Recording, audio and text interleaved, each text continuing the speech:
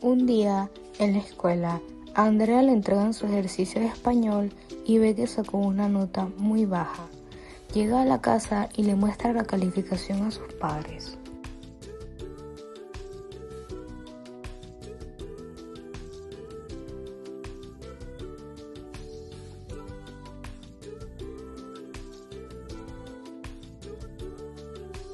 Después de haberle entregado la calificación a sus padres, Andrea se dirige a su cuarto y trata de seguir estudiando para sacar una mejor nota en el siguiente ejercicio de español. Pasa el rato y Andrea se da cuenta de que no ha logrado estudiar nada porque no logra concentrarse y se distrae mucho.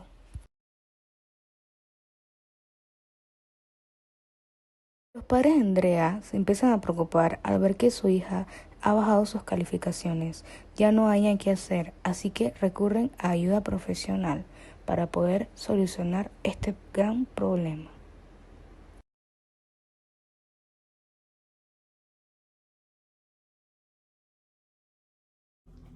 Hola, ¿sabías que el aprendizaje es una parte fundamental de nuestro estudio? Ven y acompáñame para poder entender un poco más sobre el aprendizaje y por qué a Andrea le cuesta estudiar tanto. ¿Qué es el aprendizaje?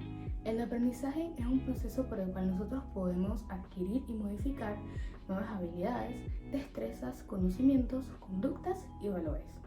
A partir de esta definición, nosotros podemos seguir varios pasos para poder llegar a aprender. Entonces debemos ser capaces de poder comprender y analizar la información que queremos lograr aprender para poder sacar una buena nota. Y por último, también debemos ser capaces de poder interpretar esta nueva información con nuestras propias palabras para que el aprendizaje sea mucho más fácil. Después de haber cumplido estos pasos, debemos ser capaces de integrar la nueva información con la información que ya se ha aprendido para poder que todas las piezas de rompecabezas encajen. Existen muchos problemas en el aprendizaje que afectan a muchos niños de todas las edades, en donde pueden tener síntomas como falta de concentración, les cuesta leer mucho o simplemente que les cuesta resolver problemas matemáticos. Pero un problema muy común entre los niños es el TDAH o trastorno de déficit de atención e hiperactividad. Este se caracteriza por impulsividad, hiperactividad en el niño y falta de concentración excesiva. Siguiendo el tema sobre el aprendizaje, existen muchas teorías sobre el aprendizaje, pero una de las más comunes y una de las más reconocidas es la teoría del aprendizaje de Bandura. Esta teoría, según el psicólogo y profesional Albert Bandura, dicen que las imágenes en las que nosotros basamos nuestras acciones en verdad están inspiradas en las acciones que nosotros adquirimos de otras personas. Esto quiere decir nada más y nada menos que nosotros aprendemos viendo las acciones de los demás.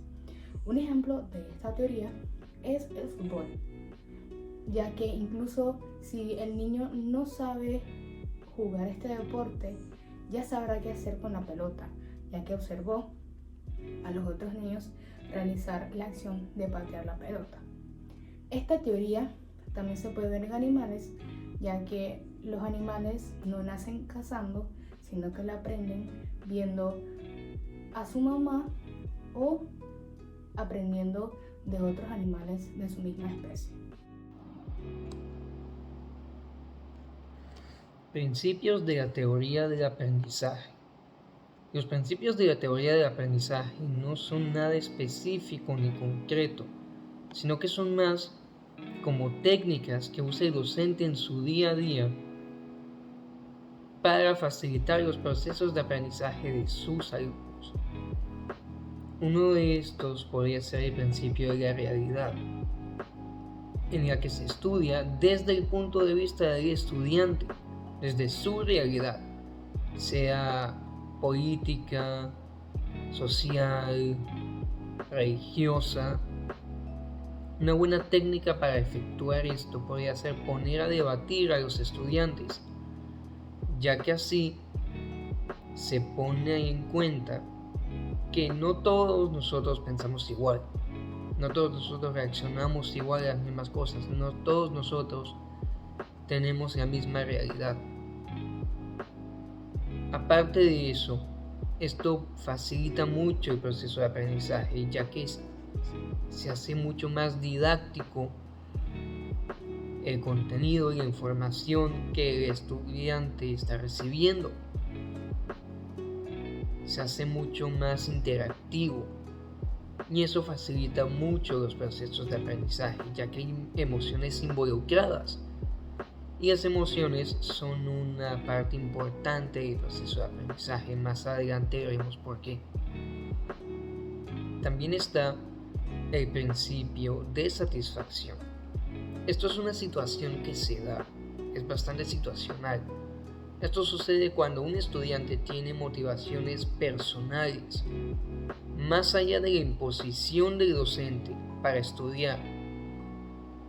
Sea por ejemplo que algo le haya llamado la atención al estudiante de que el profesor haya dicho, o hay algún tema que al estudiante le apasione. Esto lo impulsa a estudiar no por imposición, sino por voluntad propia. Y esto lo puede llevar a investigar y buscar más allá de la información que se le está facilitando en la escuela, favoreciendo así sus procesos de aprendizaje, siendo mucho más fácil prestar atención en clase, tomar apuntes, aprender palabras clave, por ejemplo. Facilita bastante el proceso de aprendizaje. Yo les estaré hablando sobre qué papel tienen las emociones en el aprendizaje. Los procesos de aprendizaje apuntan que la emoción y la cognición son inseparables. Este vínculo se establece por distintas razones. Entre ellas es porque las emociones influyen en la capacidad del razonamiento de una persona. Tenemos la memoria, la toma de decisiones y la actitud para llegar a aprender. Por ello, se consideran que las emociones son fundamentales para el proceso de aprendizaje que lleva cada individuo. Hay emociones que ayudan a aprender, como vendría siendo la curiosidad, pero también hay otras emociones que limitan el aprendizaje, como podría ser el miedo. En el primer caso de las emociones que te ayudan a aprender, como viene siendo la curiosidad, estas emociones positivas te motivan a que quieras seguir aprendiendo, mientras que en el segundo caso, como las emociones negativas como el miedo, estas hacen que quieras dejar de hacer actividades o realizar nuevas experiencias. Pero, ¿qué sucede con lo aprendido dentro de la escuela? Los aprendizajes perdurarán en un ambiente motivador, donde los conocimientos estarán mayor tiempo dentro de la memoria. En el proceso de enseñanza-aprendizaje dentro de un espacio agresivo y agobiante, provoca que los conocimientos impartidos dentro del aula sean nulos y los eliminen con facilidad. Factores como el miedo e inseguridad afectan a la concentración. El estrés, en cambio, afecta al aprendizaje y a la memoria. El ámbito educativo debe combatir el estrés y los estados emocionales negativos a través de la alegría y la risa. La plasticidad neuronal y su influencia en el aprendizaje. La plasticidad neuronal consiste en la capacidad de las diferentes redes neuronales de nuestro cuerpo para modificarse a lo largo de nuestro desarrollo ontogénico. Es decir, la neuroplasticidad es la potencialidad que tiene nuestro sistema nervioso para modificarse tanto anatómica como fisiológicamente, para formar conexiones nerviosas en respuesta a la información nueva, la estimulación sensorial, el desarrollo o en el caso de una disfunción o un daño que reciba el cerebro. Esta plasticidad neuronal se origina por y para responder a los diferentes procesos adaptativos que son frutos de la estimulación ambiental, es decir, del ambiente, de las diferentes situaciones, y considerando todo lo anterior, es posible comprender que educar y aprender es cambiar las posibilidades de nuestro cerebro. En los procesos de aprendizaje, las conexiones sinápticas permiten que ante una nueva experiencia el cerebro establezca una serie de caminos que posibilitan el tránsito de la información de manera más eficiente, produciendo así aprendizajes más significativos que se incorporan a la memoria a largo plazo. A modo de ejemplo, podría decirse que la neuroplasticidad funciona de la siguiente forma. Si estamos en una carretera muy transitada, en la que todos los días tenemos que pasar por la misma ruta para llegar al trabajo o a la universidad, y esto además nos produce estrés y también tiene consecuencias en la hora en que llegamos al trabajo o a la universidad, pues deberíamos cambiar la ruta. Es decir, tenemos que aprender una nueva ruta que nos lleve al lugar de forma más eficiente. Y al principio es un poco complicado, pero la experiencia y la repetición de esta ruta harán que con el tiempo sea mucho más placentera y agradable y no nos genere tanto estrés. A nivel neuronal, cuando las mismas neuronas se conecten con esta información, se producirá la sinapsis necesaria que contribuirá a incorporar el conocimiento a través de la práctica. Asimismo, el cerebro se flexibilizará y permitirá que lo que antes se veía como muy complejo, muy difícil de aprender, pueda aprenderse y se pueda lograr el aprendizaje. Y lo mismo ocurre con las demás áreas de nuestra vida. Se puede aprender y se puede desaprender sin importar la edad o lo complejo que parezca el aprendizaje, ya que tan solo se necesita práctica para adaptarnos y la ayuda de la neuroplasticidad. Factores que favorecen el aprendizaje y su relación neuronal. Primero que todo tenemos la actividad física.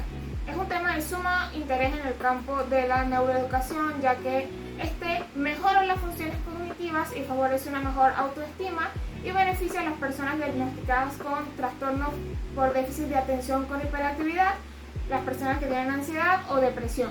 Y previene además el síndrome de burnout en los estudiantes y a su vez mejora la predisposición física y psicológica hacia el aprendizaje, ya que la actividad física aumenta los niveles de motivación y atención, y según investigaciones que se han hecho, a nivel neuronal el ejercicio físico actúa como un neuroprotector de ciertos tipos de células cerebrales, y que el estrés leve que se produce al hacer ejercicio genera grados mayores de motivación y activación a lo largo de las clases de los estudiantes, lo que mejora a su vez el nivel académico que estos tienen y disminuye los niveles de estrés gracias a la liberación de neurotransmisores, cambios estructurales en el sistema nervioso central y también debido a los altos niveles de excitación.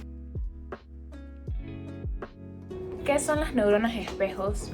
¿Para qué funcionan? ¿Y en qué año fueron creadas o descubiertas? Las neuronas espejos son aquellas neuronas que se activan cuando una persona está realizando cierta acción o cuando esta misma persona está viendo otro individuo realizando la misma acción que ella quería ejecutar o que va a ejecutar.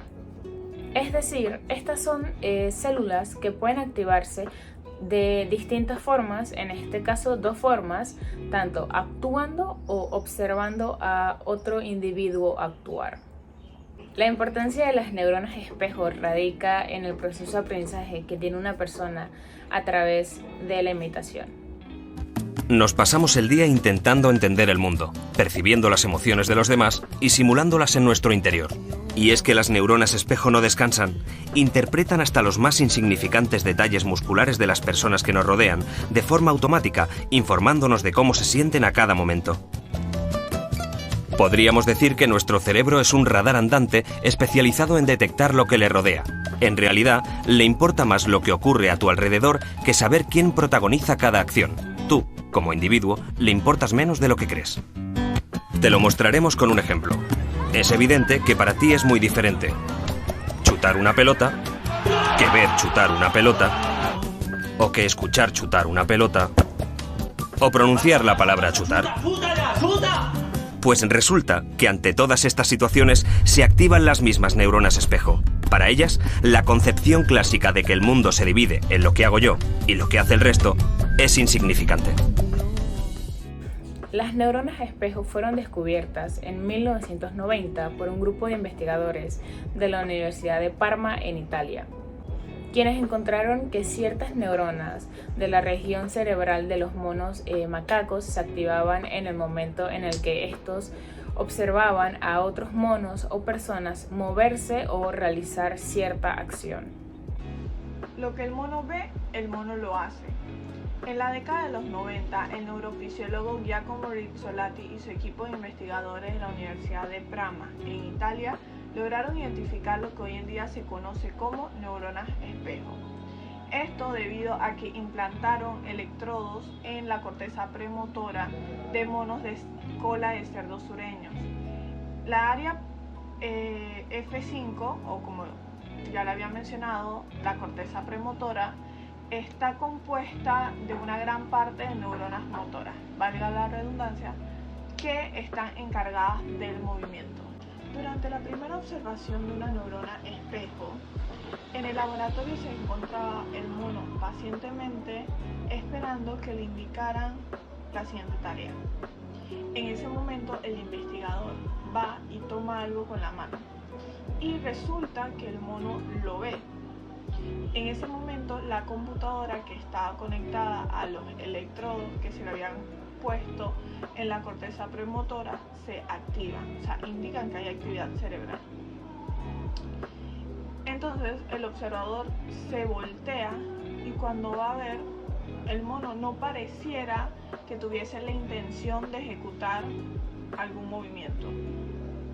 Lo que resulta extraño porque según el conocimiento tradicional que se tenía era que si esta sección, esta área que está compuesta por una gran cantidad de neuronas motoras debería de ser porque vas a ejecutar un movimiento.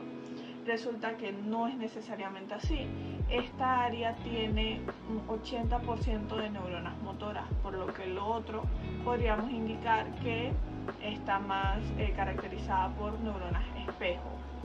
Lo que resultaría que estas pueden tener un papel en lo motor como en la percepción. Las neuronas espejo y el aprendizaje. Hay diversos estudios científicos que se relacionan con la fisiología de las neuronas espejo.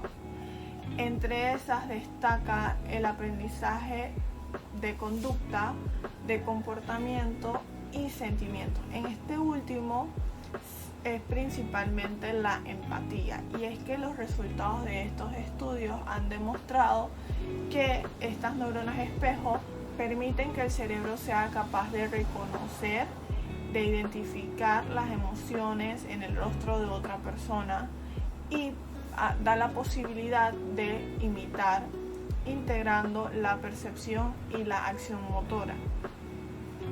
Estas neuronas ayudan a que se activen áreas específicas del cerebro que sería como si una persona está realizando la acción.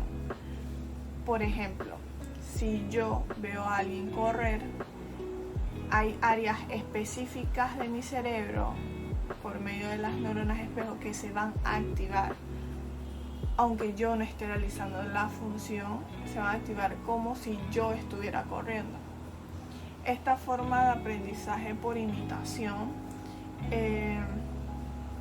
es característico en aprendizaje procedimentales como es la escritura, el habla, la lectura, el deporte, entre otros. Y es que el aprendizaje por imitación es la principal forma de aprendizaje en los mamíferos y es la más eficaz y rápida para aprender una nueva tarea o para modificar la ya existente.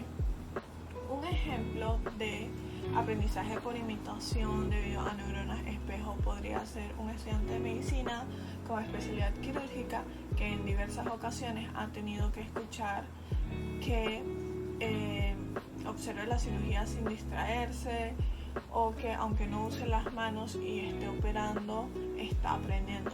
Y es que debido al conocimiento que actualmente se tiene sobre las neuronas espejo, podríamos decir que la debida atención que le pondría el estudiante a las manos del cirujano podrían ayudar a inducir el entrenamiento. Y es que aunque la práctica manual es fundamental en este tipo de acciones y de tareas, el aprendizaje por imitación es bastante natural en el ser humano, lo que logra que no porque exactamente se memoricen los movimientos, sino porque el cerebro lo intuye como propio. Entonces esto podría ayudar en el entrenamiento posterior que tendría.